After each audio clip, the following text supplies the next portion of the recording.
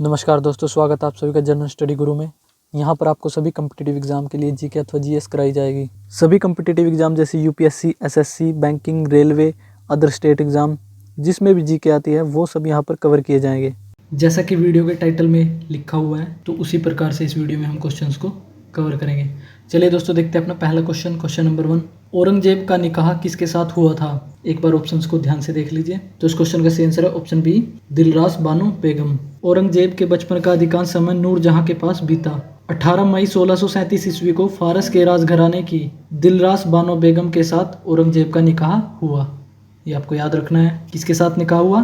तो दिलरास बानो बेगम के साथ। कब? 18 मई 1637 ईस्वी में। क्लियर है दोस्तों? बढ़ते अपने अगले क्वेश्चन की तरफ। क्वेश्चन नंबर 2, औरंगजेब के गुरु कौन थे? तो इस क्वेश्चन का सही आंसर है ऑप्शन डी, मीर मोहम्मद हकीम। ये आपको याद रखना है, औरंगजेब के गुरु का नाम मीर मोहम्मद हकीम था। दोस्तों, ये इंपॉर्टेंट क्वेश्चंस करवाए जा रहे हैं, आपको वीडियो को पूरा देखना है, जब भी इन क्वेश्चंस को पढ़ने का आपका फायदा होगा। 10 से 12 मिनट की वीडियो होती है, ज़्यादा से ज़्यादा 15 मिनट तक की। अगर आप इसको पूरी देखेंगे तो आपको कुछ ना कुछ सीखने को जरूर मिलेगा और आपका जीके का एक पोर्शन कवर हो चुका होगा। इस वीडियो में जो प्रीवियस एग्जाम में आ चुके हैं क्वेश्चंस वो भी हैं, और जो नेक्स्ट एग्जाम्स में क्वेश्चन बनेंगे वो भी इस वीडियो में कवर किए गए हैं। आपको सभी क्वेश्चनों को ध्यानपूर्वक पढ़ना है। क्लियर है दोस्तों? बढ़ते अपने अगले क्वेश्चन की तरफ। क्वेश्चन नंबर 3, पुरंदर की संधि किस किस के बीच हुई थी? एक बार ऑप्शंस ध्यानपूर्वक देख लीजिए। तो इस क्वेश्चन का सही आंसर है ऑप्शन सी, जयसिंह और शिवाजी के बीच। जयसिंह और शिवाजी के बीच पुरंदर की संधि 22 जून 1665 ईस्वी को संपन्न हुई। कब हुई थी पुरंदर की संधि? तो 22 जून 1665 ईस्वी को। किस किस के बीच? जयसिंह और शिवाजी के बीच। इंपॉर्टेंट क्वेश्चन है दोस्तों, ये कई बार परीक्षाओं में पूछा जा चुका है। बढ़ते अपने अगले क्वेश्चन की तरफ। क्वेश्चन नंबर 4, निम्न में से किस शासक ने जजिया कर को पुनः लागू कर दिया था? वेरी वेरी इंपॉर्टेंट क्वेश्चन दोस्तों, एक बार ऑप्शंस को ध्यानपूर्वक देख लीजिए। तो इस क्वेश्चन का सही आंसर है ऑप्शन ए, औरंगजेब। याद रखना आपको। दिल्ली सल्तनत में सबसे पहले जजिया कर किसी ने लागू किया था? तो वो था फिरोज शाह तुगलक। उसको हटाया किसने? अकबर ने। और उसे पुनः लागू करने वाला शासक कौन था? तो औरंगजेब। ये आपको तीनों याद रखने हैं, कंफ्यूज नहीं होना है। क्लियर है दोस्तों? बढ़ते अपने अगले क्वेश्चन की तरफ। क्वेश्चन नंबर 5, मदन्ना एवं अकन्ना नामक ब्राह्मणों का संबंध किस शासक से था? ए, चूरामन, बी, अबुल हसन, सी, असद खान, डी, जहांदार। तो इस क्वेश्चन का सही आंसर है ऑप्शन बी, अबुल हसन। याद रखना आपको। मदन्ना एवं अकन्ना नामक ब्राह्मणों का संबंध गोलकुंडा के शासक अबुल हसन से था। अबुल हसन कहाँ का शासक था? तो गोलकुंडा का। ये भी आपको याद रखना है। क्वेश्चन ऐसे बन सकता है कि मदन्ना और अकन्ना नामक ब्राह्मणों का संबंध अबुल हसन से था, तो वो कहाँ का शासक था? तो आपको याद रखना है गोलकुंडा का शासक। क्लियर है दोस्तों? बढ़ते अपने अगले क्वेश्चन की तरफ। क्वेश्चन नंबर 6, सर्वाधिक हिंदू अधिकारियों की नियुक्ति करने वाला मुगल सम्राट कौन था? एक बार ऑप्शन ध्यान से देख लीजिए। तो इस क्वेश्चन का सही आंसर है ऑप्शन सी, औरंगजेब। औरंगजेब के समय में हिंदू मनसबदारों की संख्या लगभग 337 थी। ये आपको याद रखना है, हिंदू मनसबदारों की संख्या 337 थी, 337, जो अन्य मुगल सम्राटों की तुलना में अधिक थी। औरंगजेब सर्वाधिक हिंदू अधिकारियों की नियुक्ति करने वाला मुगल सम्राट था। ये भी आपको याद रखना है। क्वेश्चन में हमसे यही पूछा गया है कि सर्वाधिक हिंदू अधिकारियों की नियुक्ति करने वाला मुगल सम्राट कौन था? तो औरंगजेब। याद रखना आपको। बढ़ते अपने अगले क्वेश्चन की तरफ। क्वेश्चन नंबर 7, औरंगजेब का महत्वपूर्ण लक्ष्य क्या था? एक बार ऑप्शंस को पढ़ लीजिए। तो इस क्वेश्चन का सही आंसर है ऑप्शन ए, दारुल इस्लाम। याद रखना आपको। औरंगजेब दारुल हर्ब को दारुल इस्लाम में परिवर्तित करने को अपना महत्वपूर्ण लक्ष्य मानता था। दारुल हर्ब का मतलब है काफिरों का देश, और दारुल इस्लाम का अर्थ है इस्लाम का देश। ये आपको याद रखना है। औरंगजेब काफिरों के देश को इस्लाम के देश में बदलना चाहता था, ये इसका महत्वपूर्ण लक्ष्य था। याद रखना आपको। औरंगजेब का महत्वपूर्ण लक्ष्य था तो दारुल इस्लाम। पढ़ते अपने अगले क्वेश्चन की तरफ। क्वेश्चन नंबर 8, औरंगजेब का चिकित्सक कौन था? A, William Methwold, B, William Bruton, C, Henry डेफियंस, डी, फ्रांकोइस बर्नियर। तो इस क्वेश्चन का सही आंसर है ऑप्शन डी, फ्रांकोइस बर्नियर। याद रखना आपको। फ्रांसीसी यात्री फ्रांकोइस बर्नियर औरंगजेब के चिकित्सक थे। फ्रांकोइस बर्नियर कहाँ से संबंध रखते थे? तो फ्रांस से। ये भी आपको याद रखना है। दोस्तों, इस प्रकार के क्वेश्चंस परीक्षाओं में पूछे जा चुके हैं और आगे भी यहीं से क्वेश्चन पूछे जाएंगे। ये दोस्तों इंपॉर्टेंट क्वेश्चंस है। इन क्वेश्चनों की महत्वता वही स्टूडेंट समझ सकता है जिसको तैयारी करते हुए कम से कम 1 साल या उससे अधिक समय हो चुका है।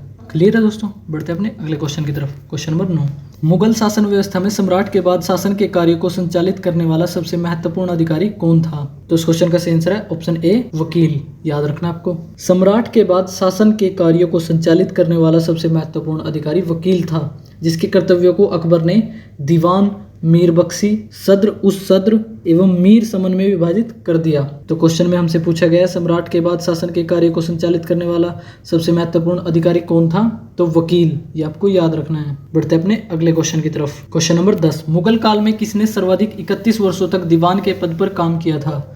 एक बार ऑप्शंस को ध्यान से पढ़ लीजिए। तो इस क्वेश्चन का सही आंसर है ऑप्शन सी, असद खान। याद रखना आपको। औरंगजेब के समय में असद खान ने सर्वाधिक 31 वर्षों तक दीवान के पद पर कार्य किया। कितने वर्षों तक काम किया असद खान ने? तो 31 वर्षों तक। किसके समय में? औरंगजेब के समय में। ये भी आपको याद रखना है। क्लियर है दोस्तों? बढ़ते अपने अगले क्वेश्चन की तरफ। क्वेश्चन नंबर 11, मुगल काल में लगानहीन भूमि का निरीक्षण कौन करता था? ए मीर समा, बी सरखत, सी सद्र, डी काजी। तो इस क्वेश्चन का सही आंसर है ऑप्शन सी, सद्र। याद रखना आपको। लगानहीन भूमि का निरीक्षण सद्र करता था, जिसे मदद ए मास कहा जाता था। उस भूमि का निरीक्षण सद्र करता था। लगानहीन भूमि अथवा मदद ए मास के नाम से भी क्वेश्चन में हमसे पूछा जा सकता है। इसका निरीक्षण कौन करता था? सद्र। याद रखना आपको। बढ़ते अपने अगले क्वेश्चन की तरफ।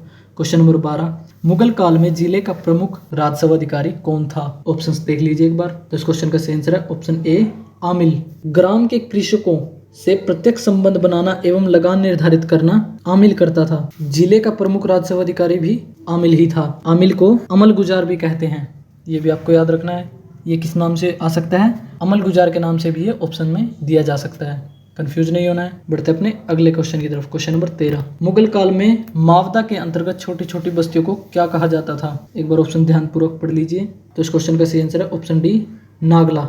मुगल काल में प्रशासन की सबसे छोटी इकाई ग्राम थी, जिसे मावदा या दिही कहते थे। मावदा के अंतर्गत छोटी छोटी बस्तियों को नागला कहा जाता था। नागला किसे कहा जाता था? मुगल काल में जो छोटी छोटी बस्तियां होती थी उन्हें नागला कहा जाता था। ये मावदा अथवा दिही के अंतर्गत आती थी। ये भी आपको याद रखना है। बढ़ते अपने अगले क्वेश्चन की तरफ। क्वेश्चन नंबर 14, मुगल काल में तनख्वाह के बदले दी जाने वाली भूमि को क्या कहा जाता था? एक बार ऑप्शन ध्यानपूर्वक पढ़ लीजिए। तो इस क्वेश्चन का सही आंसर है ऑप्शन सी, जागीर भूमि। तनख्वाह के बदले दी जाने वाली भूमि को मुगल काल में, काल जरूर याद रखना आपको दोस्तों, काल, शासक, वंश, ये आपको जरूर याद रखने हैं। तो तनख्वाह के बदले दी जाने वाली भूमि को मुगल काल में जागीर भूमि कहा जाता था। ये आपको याद रखना है। जागीर भूमि किसे कहा जाता था? जो तनख्वाह के बदले दी जाने वाली भूमि थी। और खालसा भूमि जो प्रत्यक्ष रूप से बादशाह के नियंत्रण में थी उसे खालसा भूमि कहते थे। और सयूरगल भूमि जो अनुदान में दी गई लगानहीन भूमि थी उसे सयूरगल भूमि या मदद ए मास या मिल्क भी कहते थे। ये भी आपको याद रखना है। दोस्तों आप वीडियो को दोबारा भी देख सकते हैं और जो वीडियो में क्वेश्चंस करवाए जा रहे हैं आप उन क्वेश्चंस के पॉइंट बुक में पढ़ सकते हैं। क्लियर है दोस्तों? बढ़ते अपने अगले क्वेश्चन की तरफ। क्वेश्चन नंबर 15, दोस्तों ये कुछ अन्य इंपॉर्टेंट क्वेश्चन है जो कई बार परीक्षाओं में पूछे जा चुके हैं और आगे जो नए क्वेश्चंस बनेंगे एग्जाम्स में वो भी हमने इसमें कवर किए हैं। क्वेश्चन नंबर 15, औरंगजेब के बचपन का अधिकांश समय किसके पास बीता? आंसर है नूरजहां के पास। औरंगजेब के बचपन का अधिकांश समय नूरजहां के पास बीता। ये आपको याद रखना है। और एक बार औरंगजेब का जन्म भी जान लेते हैं। कहाँ हुआ था? औरंगजेब का जन्म दोहाद में हुआ था जो कि गुजरात में पड़ता है। कब? 24 अक्टूबर 1618 ईस्वी में। ये आपको याद रखना है। बढ़ते हैं अपने अगले क्वेश्चन की तरफ। क्वेश्चन नंबर 16, जिंदा पीर किसे कहा जाता था? इंपॉर्टेंट क्वेश्चन दोस्तों, कई बार परीक्षा में पूछा जा चुका है। जिंदा पीर औरंगजेब को कहा जाता था। क्वेश्चन नंबर 17, औरंगजेब ने किस सिख गुरु की हत्या करवा दी थी? वेरी वेरी इंपॉर्टेंट क्वेश्चन दोस्तों। औरंगजेब ने गुरु तेग बहादुर की हत्या करवा दी थी। गुरु तेग बहादुर सिखों के 90वें गुरु थे। कब करवाई थी हत्या? तो 1675 ईस्वी में। कहाँ? दिल्ली में। ये भी आपको याद रखना है। बढ़ते अपने अगले क्वेश्चन की तरफ। क्वेश्चन नंबर 18, बीबी के मकबरे का निर्माण किसने करवाया था? आंसर है औरंगजेब ने। बीबी के मकबरे का निर्माण औरंगजेब ने करवाया था। क्वेश्चन नंबर 19, औरंगजेब के समय हुए जाट विद्रोह का नेतृत्व किसने किया था? औरंगजेब के समय हुए जाट विद्रोह का नेतृत्व गोकुला एवं राजा राम ने किया था। यहाँ से कई बार क्वेश्चन बनता है, एक बार ये पॉइंट ध्यान से सुने। औरंगजेब के समय में जाट विद्रोह का नेतृत्व गोकुला एवं राजा राम ने किया था। 1670 ईस्वी में तिलपत की लड़ाई में जाट परास्त हुए, गोकुला को मार दिया गया। इसके बावजूद जाटों ने 1685 ईस्वी में राजा राम के नेतृत्व में पुनः विद्रोह किया। इन जाटों ने सिकंदरा में स्थित अकबर के मकबरे पर भी अपना आधिपत्य जमाया। भरतपुर राजवंश की नींव औरंगजेब के शासनकाल में जाट नेता एवं राजा राम के भतीजे चूड़ामन ने डाली। तो क्वेश्चन ये भी बन सकता है, तिलपत की लड़ाई कब हुई? 1670 ईस्वी में। किस किस के बीच? औरंगजेब एवं जाटों के बीच, जिसमें जाटों का नेतृत्व गोकुला एवं राजाराम ने किया था। और औरंगजेब के शासनकाल में भरतपुर राजवंश की नींव किसने डाली? तो चूड़ामन ने। चूड़ामन कौन था? राजाराम का भतीजा।